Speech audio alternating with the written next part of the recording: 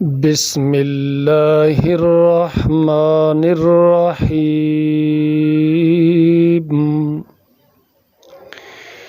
اے لوگو جو ایمان لائے ہو، اللہ تعالیٰ تمہیں شکار میں سے کسی چیز سے ضرور آزمائے گا کہ تمہارے ہاتھ اور تمہارے نیزے اس تک پہنچتے ہوں گے، تاکہ اللہ تعالیٰ جان لے کہ اس سے بن دیکھے کون ڈرتا ہے۔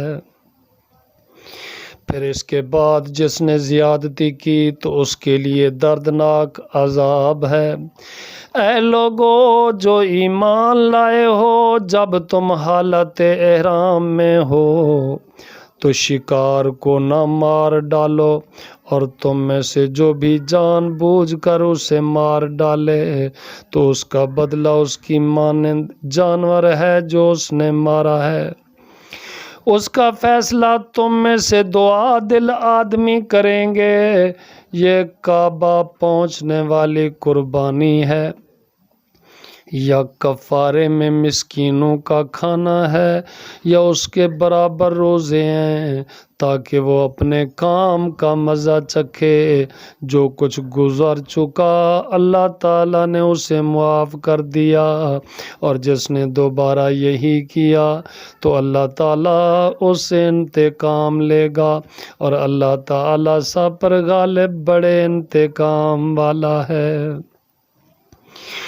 تمہارے لیے سمندر کا شکار اور اس کا کھانا حلال کر دیا گیا ہے، جو تمہارے لیے اور کافروں کے لیے سامان زندگی ہے، اور جب تک تم حالت احرام میں ہو تو تم پر خشکی کا شکار حرام کر دیا گیا، اور اللہ تعالیٰ سے ڈر جاؤ جس کی طرف تم سب کو اکٹھا کیا جائے گا۔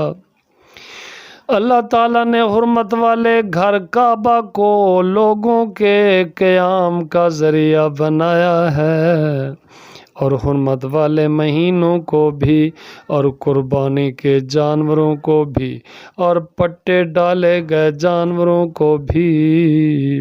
اس کی وجہ یہ ہے کہ تم جان لو کہ یقیناً اللہ تعالیٰ جانتا ہے جو بھی آسمانوں میں ہے اور جو زمین میں ہے، اور بلا شبہ اللہ تعالیٰ ہر چیز کو خوب جاننے والا ہے۔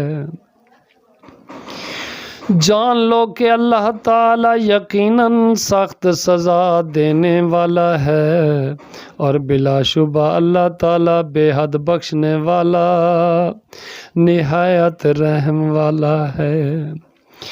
رسول پر پہنچا دینے کے سوا کوئی ذمہ داری نہیں، اور اللہ تعالیٰ جانتا ہے جو بھی تم ظاہر کرتے ہو اور جو بھی تم چھپاتے ہو۔